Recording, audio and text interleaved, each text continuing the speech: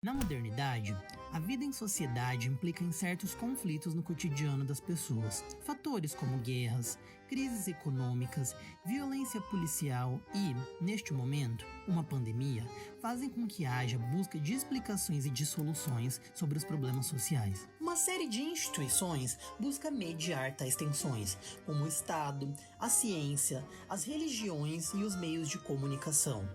Essas instituições são responsáveis por fornecer maneiras de interpretar e compreender o mundo. Quando tais instituições falham em suas funções, por exemplo, quando há interesses da classe dominante que se impõem aos interesses coletivos, se constroem condições sociais capazes de gerar uma desconfiança ampla nas instituições responsáveis pela interpretação e pelo discurso oficial sobre a realidade. Condições tais como crises econômicas, exclusão de grupos da cidadania e a educação e preconceitos motivados por populismo e pela construção de inimigos imaginários. Isso nos leva às teorias da conspiração.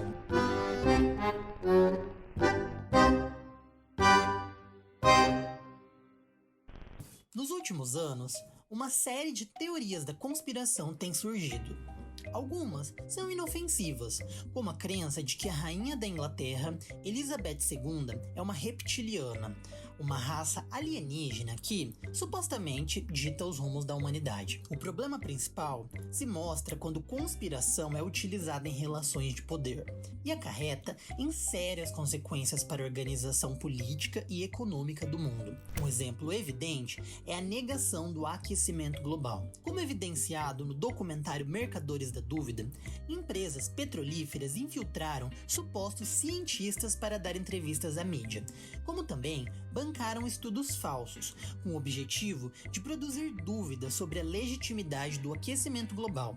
Legitimidade esta que é consenso no meio científico. Um outro exemplo é do radialista e teórico da extrema-direita Alex Jones. Além da guerra que Jones diz travar contra os globalistas e a nova ordem mundial, ele também espalhou a teoria de que o massacre na escola primária de Sandhook, que resultou em 28 mortes, era uma armação encenada por atores e patrocinada por ativistas anti-armas. Coincidentemente, Jones vende em seu site diversos itens de customização de armas, além de coletes à prova de balas e coldres.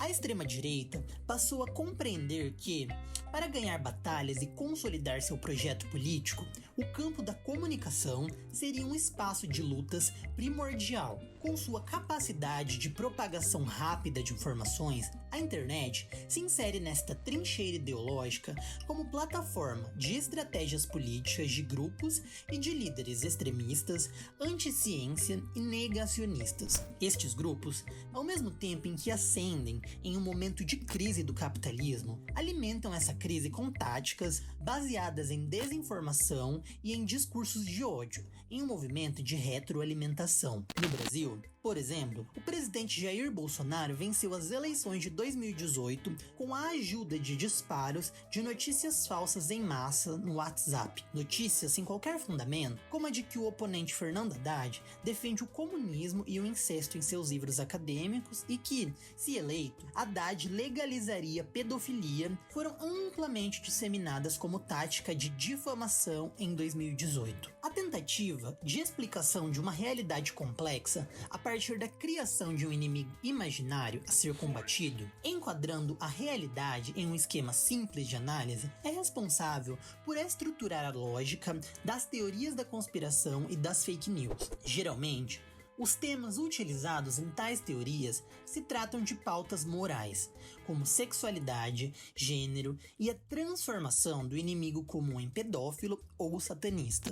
Dentro desse contexto complexo, uma teoria da conspiração tem se destacado e agregado uma série de seguidores nos Estados Unidos, a QAnon. QAnon é uma teoria da conspiração pró-Trump surgida no chat 4chan sobre o Deep State, a ideia de que há um estado oculto em que agentes políticos poderosos compartilham segredos importantes sobre os rumos da humanidade. A teoria surgiu em outubro de 2017, quando o usuário do 4chan começou a escrever mensagens enigmáticas com o pseudônimo Q Clearance Patriot, algo como Q, se referindo à primeira inicial de um nome próprio, patriota da liberação. O suposto usuário se reivindicou como um oficial, membro do alto escalão do governo e também do círculo íntimo de Donald Trump. Após 2 anos e mais de 3.000 posts, que nunca revelou sua identidade, espalhou que a alta comissão do Partido Democrata dos Estados Unidos e celebridades de Hollywood são compostos por pedófilos satanistas que extraem a vitalidade de crianças ao beber seu sangue. Recrutado pelos militares, Trump, nesse contexto, se aproximaria desta suposta elite satânica com o objetivo de desmascará-la e aprisionar os responsáveis na prisão de Guantánamo. Em um tom messiânico, haverá um dia em que Trump irá realizar uma grande revelação dos segredos ocultos do Estado norte-americano, responsável por reconfigurar a ordem mundial e iniciar uma nova era. Após o massacre na cidade de El Paso, no Texas, articulado no 4chan, o site foi suspenso e as discussões do QAnon passaram a ser realizadas em outra plataforma, o 8chan. Em ano eleitoral nos Estados Unidos, o presidente Donald Trump tem se aproveitado do capital político que pode ganhar ao dar respaldo à teoria.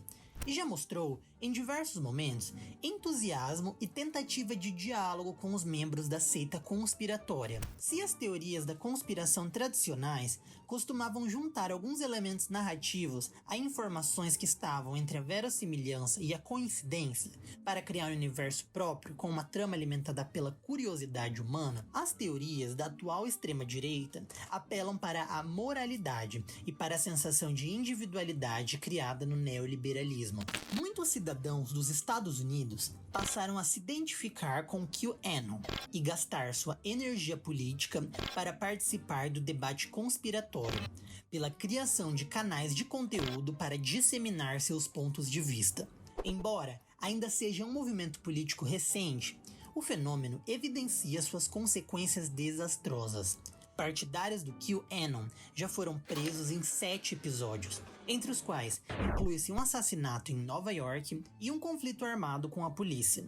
Proximamente, a ponte de Hoover Dam, divisa entre os estados de Nevada e Arizona. De acordo com The New York Times, cerca de 12 candidatos para cargos públicos nos Estados Unidos promoveram ou se envolveram com o QAnon. A despolitização causada pelo movimento, criado e mediado pela internet, atinge também outras instâncias de produção simbólica e de organização da vida material. Livros sobre a teoria podem ser encontrados na Amazon, e um professor universitário foi demitido em uma universidade do Arizona por disseminar conteúdos relacionados à seita conspiratória em suas aulas. Exemplos como esse mostram como uma relação entre crises no capitalismo e crises nas instituições da democracia liberal podem gerar e alimentar, no plano material, visões de mundo anticientificistas e antidemocráticas.